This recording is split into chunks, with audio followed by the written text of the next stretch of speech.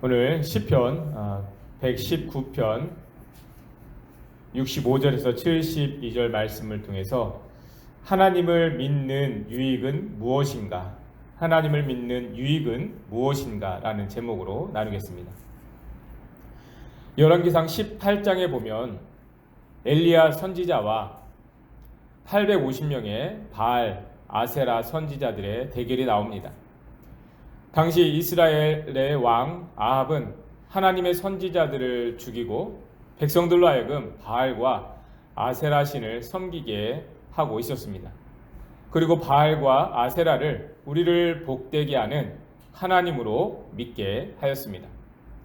백성들도 그것을 나쁘게 여기지 않았습니다.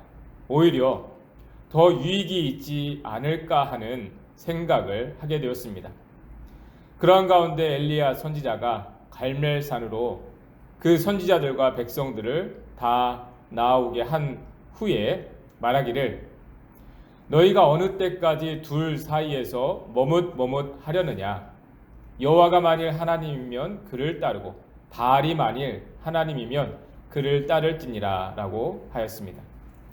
백성들이 하나님과 바알 사이에서 머뭇머뭇거린 이유는 분명합니다. 누구를 믿고 따르는 것이 더 유익한가를 고민하고 있었기 때문입니다. 바알을 믿으면 유익한 것 같고, 그렇다고 조상 때부터 믿어왔던 하나님은 버릴 수가 없고, 두 사이에서 바알을 믿기도 하고 하나님을 믿기도 하고 하였던 것입니다. 때로 우리의 신앙의 모습이 그럴 수가 있습니다. 하나님을 믿지만 세상이 더 유익해 보이고 세상에 마음이 가게 되는 것입니다. 그렇다고 하나님은 멀리할 수가 없어서 그 사이에서 머뭇머뭇거리는 그런 모습들이 우리에게 있을 수가 있는 것입니다. 여러분, 결국에 우리가 구하는 유익이 무엇이냐에 따라 우리가 향하게 되는 걸음이 분명해지게 됩니다. 하나님이 주시는 유익과 세상이 주는 유익은 결코 같을 수가 없기 때문입니다. 세상적인 유익을 구하는 가운데에 우리는 하나님을 오래 붙들고 있을 수가 없습니다. 하나님을 믿으면 그 유익이 주어질 것이라고 생각했는데 그렇지 않아서 낙심하게 되는 것입니다. 하나님께서 말씀하시는 유익이 우리가 생각하는 것과 얼마나 다른지 오늘 본문에서 말씀하고 있는데요. 71절 말씀 함께 보겠습니다. 71절입니다. 고난당한 것이 내게 유익이라 이로 말미암아 내가 주의 율례들을 배우게 되었나이다. 여러분, 이 세상에서는 결코 고난을 유익이라 여길 수가 없습니다. 오히려 모든 유익을 잃게 만드는 것이 고난입니다. 가능하면 그래서 그러한 고난과 같은 어려움을 겪지 않아야 유익하게 되는 것입니다. 그런데 고난당한 것이 내게 유익이라 말하고 있습니다. 어떤 의미입니까? 우리가 어떤 일이 유익하다고 했을 때에 그로 인해서 내게 필요한 것, 내가 좋아하는 것이 얻어졌다는 것을 의미합니다. 그런데 고난을 통해서 얻게 되는 것이 있는데 말씀의 교훈이라는 것입니다. 말씀을 가까이 하게 되었다는 것입니다. 여러분, 우리는 과연 그것을 유익이라고 고백할 수가 있습니까?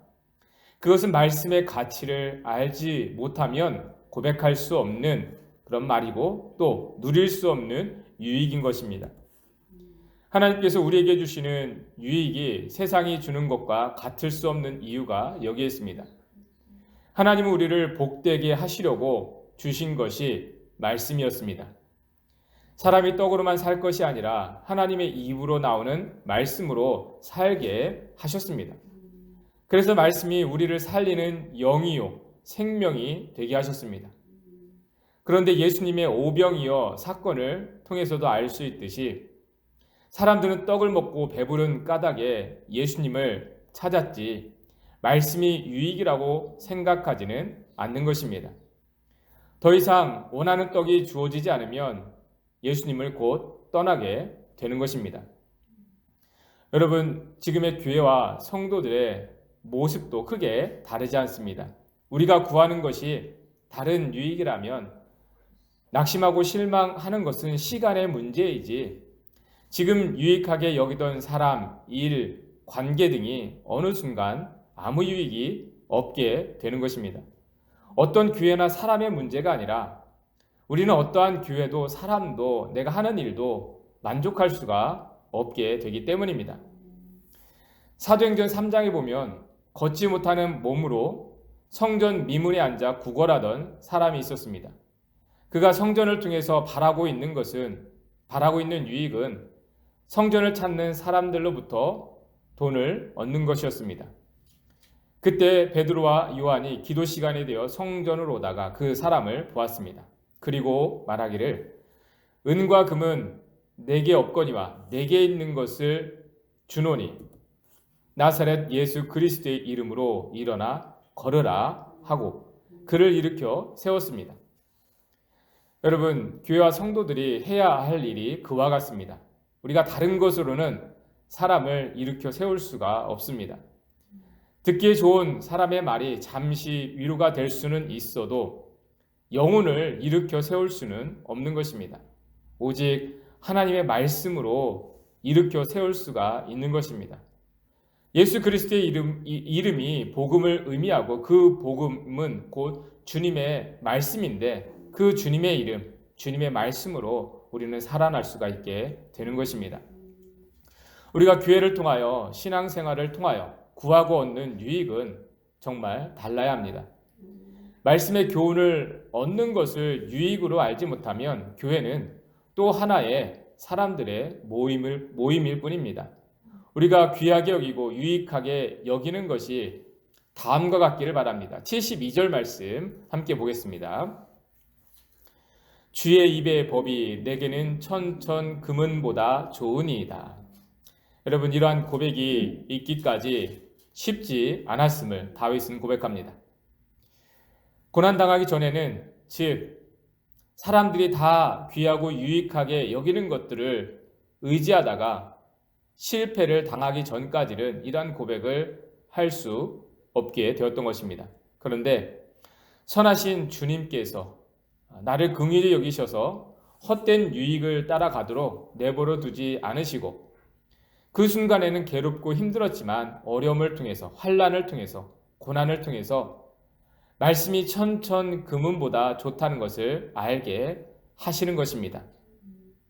왕의 자리보다 왕궁에 머무는 것보다 하나님 말씀을 붙들고 광야라 할지라도 그 자리에 하나님 말씀을 붙들 수 있는 자리가 더 귀하고 복되다는 것을 알게 되었던 것입니다. 여러분, 우리가 교회를 통하여 신앙생활을 통하여 깨닫게 되는 것이 이렇게 말씀의 가치와 유익이길 바랍니다. 그래서 우리 신앙생활에 어떠한 도전이 있더라도 그 잠깐 우리에게 있는 도전 때문에 어려움 때문에 어떠한 유익을 빼앗기는 것이 아니라 오히려 그 가운데에서 더 큰 유익을 얻게 되는 삶이 되어지길 바랍니다.